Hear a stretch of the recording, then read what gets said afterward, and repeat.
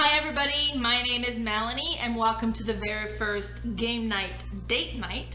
Now this series is in collaboration with Games&Couples. Now I love what Games&Couples do, so I'm glad to be part of the team. They basically do couples counseling utilizing board game as a main tool on creating opportunities to reconnect or to rebuild friendship and to help maintain or fix relationships. And I just love that. So now one of the things that they've done is they've created their own rating system to help determine which game might suit different couples best. And this rating system is based on 3 different points, and it's between 1 and 5. Now keep in mind, 1 is not bad and 5 is not good. It's just 1 to 5 on a different subject, and depending on where you're at, what suits you best. So the first thing that we rate on is conversations and connection potential. So some games might be so busy, there's so much going on that you do not have the time to have a nice conversation. While some games has more downtime and you can have and maintain a very pleasant conversation while playing the game. So 1 to 5, depending on where you're at. You know, if you're in a situation where conversation has been heavy and difficult, so maybe you want to have something that doesn't open up that much for conversation and kind of keeps you more occupied on the game and kind of shift the focus a bit. Or maybe this is an opportunity to reconnect and kind of allow some quality times and connect with your partner, so maybe you want something that allows a little bit more conversation. The next rating that we do is on the getting to know you. Some games will provide opportunities to kind of discover new things about your partner, while other games are more individual. You're playing on your own board, so you're not really learning a lot about each other, and depending on where you're at, what you need or what you want. And the last thing that we rate on is potential for hurt feelings and conflict. Let's face it, some games creates a lot of conflict. We're playing to win, and depending on how the game is, maybe there's a lot of take that element that can create a lot of potential for hurt feelings. And if you're in a couple that already has a lot of hurt feelings, maybe you want to concentrate on avoiding that. Or maybe you're in a situation where you're trying to, kind of create some conflict so you can work on conflict resolution, but it's in a more controlled environment, such as a board game. So this is a very interesting rating system. I love that it's, not good, not bad. It depends on where you're at and what suits you best. So every week of the month, we've been showcasing a different game, and I'm going to go over all of those games that we showcased during the month of February and just kind of talk about them in a little bit more detail. So the first one is Ohanami. Ohanami is such a simple game. It's a deck of cards. It's a deck of cards that goes from 1 to 130, and on each card it'll be blue, green, gray, or pink, and it has a very pretty little picture on it. And the goal is you're building 3 gardens, or you can build up to 3 gardens. So it's a card drafting game. So you start with 10 cards, and you're going to pick 2 to add to your garden. Now, the rules with a garden is that the cards have to maintain numerical order. So if you have a 4 and then you have a 7, you can't add a 5 afterwards because it would break the numerical order. And when you add a card to the garden, you can only add on the bottom or on the top. So if you've created a big gap, you can't put cards inside that gap. But you do have the opportunity to build up to 3 gardens, so maybe it'll fit somewhere else. So you have your 10 cards, you select 2, you add them to the garden, then you pass the cards to your partner and you take the cards that they had. And you'll select the next 2 to add to your garden, and you shift until you've placed all the 10 cards. So that's the first round. After the first round, you're gonna score all of the blue cards, and they're worth 3 points, I believe. Then you're gonna get 10 new cards, and so will your partner, and you're gonna do the drafting again to add to your garden one more time. And you're gonna be doing this 3 times, so you're playing 3 rounds. So the first round you score all the blue cards, the second round you score the blue and the green cards, and then at the end you score everything. whoever has the most points at the end of the game is the winner. So this game has a lot of plus for me. It's a neat puzzly game. It looks amazing on the table. But let's look quickly at the rating system. So for conversation and connection potential, I've given this one a 3 out of 5. This is a fairly simple game. You're collecting cards, you're adding them to your garden, you pass them on. So there's a lot of opportunities to have pleasant conversation while you're playing. I haven't put this one any higher because this is a bit of a puzzly game. So, and you're playing it, adding to your garden, trying to figure out which card to select. So there's a lot of internal thinking and figuring out. So that's why it doesn't have the highest rating for conversation, but there is definitely opportunity here. And the getting to know you, I've given this one a 1 out of 5, mainly because you are playing your own game, building your own garden, and so is your partner. So there's not a lot of figuring out what they're thinking or how the process they're going through, because it's very internal. You do your own thing, they do their own thing, so not tons of opportunity for getting to know the other person. And then for hurt feelings and conflict, I've also given this one a 1 out of 5 because you get cards, you select, you pass them on, you build onto your own garden. There's very little interaction with the other player. They can't mess up what you're doing, really, so there's not of opportunity here for a whole lot of conflict, which sometimes is a good thing. Now let's have a look at a few more pictures that I've taken of this game. This is one where I was playing with my partner Lee, and this was the first round, so we're scoring the blue cards here. If you notice, I only have 2 of them, and across the table there, I think he has like 4 or 5. So I lose at this game often because I get so caught up in maintaining the numerical order and picking cards that are close together that I sometimes forget to look at the colors that I'm trying to score. It's still such a neat game. And this is another picture of it, and you can see like all the different, it looks so neat. It's very zen in all the images. It's very calming, pretty pictures. I enjoy this one quite a bit. Now the next game that we showcased this month is Patchwork, and Patchwork is a 2-player polyomino game, which basically means there's a lot of Tetris-like shaped pieces that you're trying to fit onto a board, and it's so neat. And it looks so neat. Now the goal of the game is you're collecting all these patches to add onto your quilt. Now the theme is not something that sounds all that exciting, but in this case it really works and it's great. So you have all the pieces put around the board, and you're going to be going like from where you're at, and you have access to the next 3. Now each pieces have 2 costs to it. So it has a button cost. And you start with a few buttons, and every time as you play, you'll have the opportunity to score all the buttons you have on your quilt. So pieces that have buttons are a good thing because it gives you the opportunity of getting more currency in the game.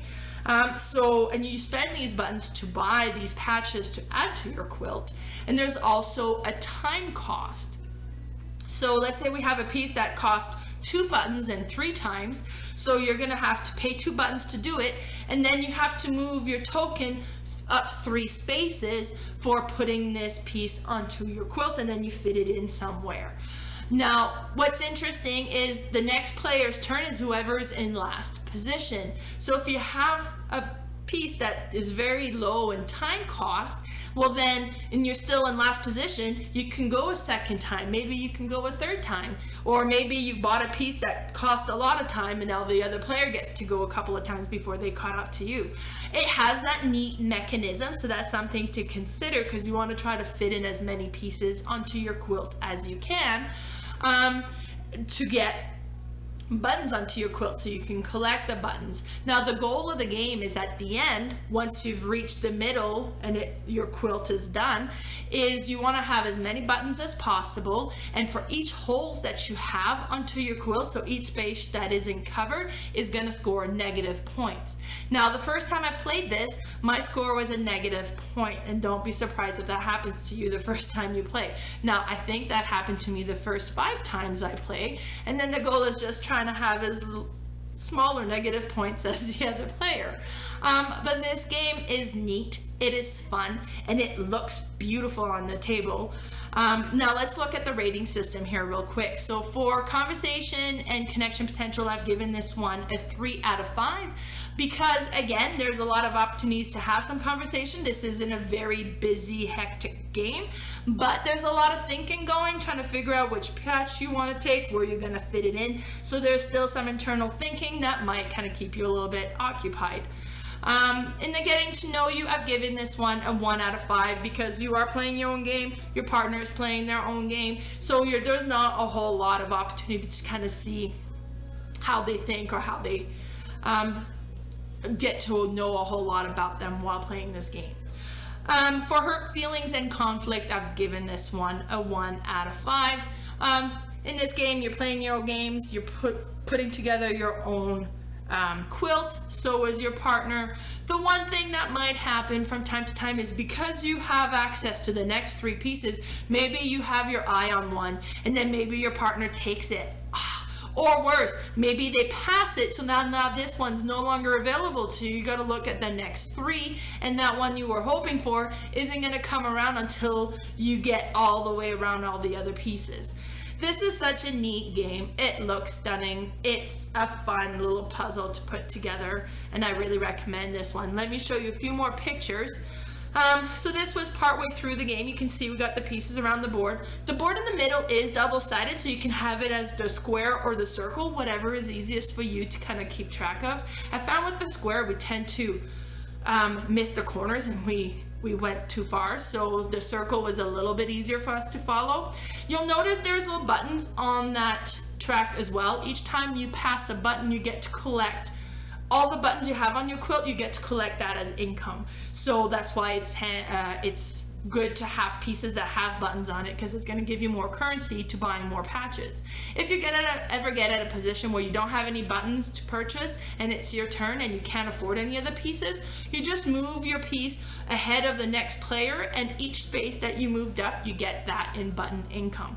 So you don't get to buy a patch during that turn, but you got to collect some buttons, so it's not wasted time. And then I want to show you a picture of my quilt after I played this last game, because this is the best quilt that I have done ever. So you count all of your buttons and you take out all the empty spaces and negative points, and if you notice I have 2 empty spaces there, and I believe that counts as 2 points each, so it was -4, so I actually had a positive score in this game. And then it looks so neat all put together like this. So that was Patchwork. And then the last game that we showcased in the month of February is Dice Throne. I love this game. It's so good. So Dice Throne has Season 1. There's Dice Throne Season 2.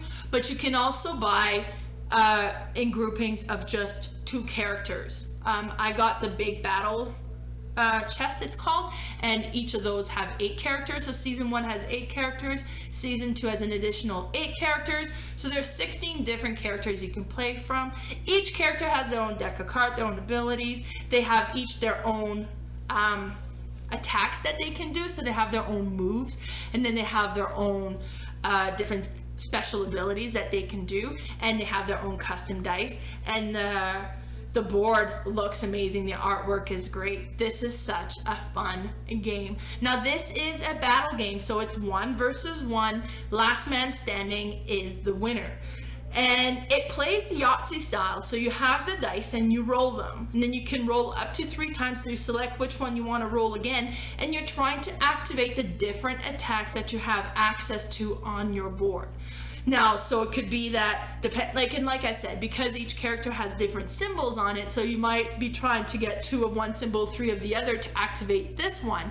Or maybe you're trying to get a run, 1, 2, 3, 4, to be able to activate the small run, or 1, 2, 3, 4, 5 to activate the bigger run. Now, what you really want to try to get is the ultimate. The ultimate is your biggest attack that you can do, and in order to do that, you need to roll all 6s. So it's a little bit more difficult to do, but some of the cards allows you to manipulate the dice so that you can, tip it or move a dice or re-roll some. So it's very neat, and I really, really enjoy this game. Now let's look at the rating system here real quick. So for conversation and connection potential, I've given this one a 2 out of 5. So it's not one that is super, super busy. You're rolling dice, just trying to activate your attack and then kind of count the scores. But there is some opportunity to maintain a conversation while playing this game.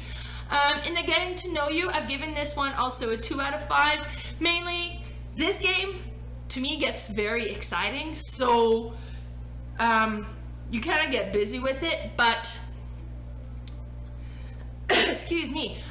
But what's really interesting is it's neat to see how the other player is going to be deciding what to keep, what to re-roll. So maybe they roll and they've got 3 6 and then a 1 and a 2, and are they going to go for the ultimate? But maybe what they rolled already activates an attack that they could do, and that's safe. But if they try to push for the ultimate, they're going to wreck that, and now they may end up with nothing. So are they going to go for it? Are they not going to go for it? So you can kind of see a little bit of, are they risk takers? How do they make the decision? So you get a little bit of that side of things a little bit while playing this game.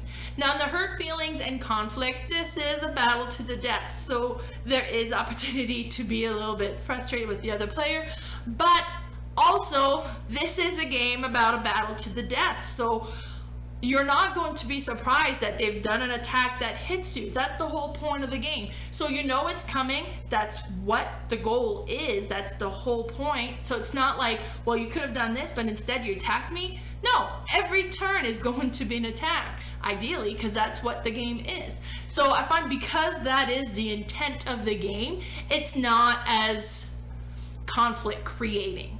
You expect it, you know it's coming, and you're going to do it right back. So let me show you a few pictures, or another picture of the game when I played it a while back. And this one here is the pirate.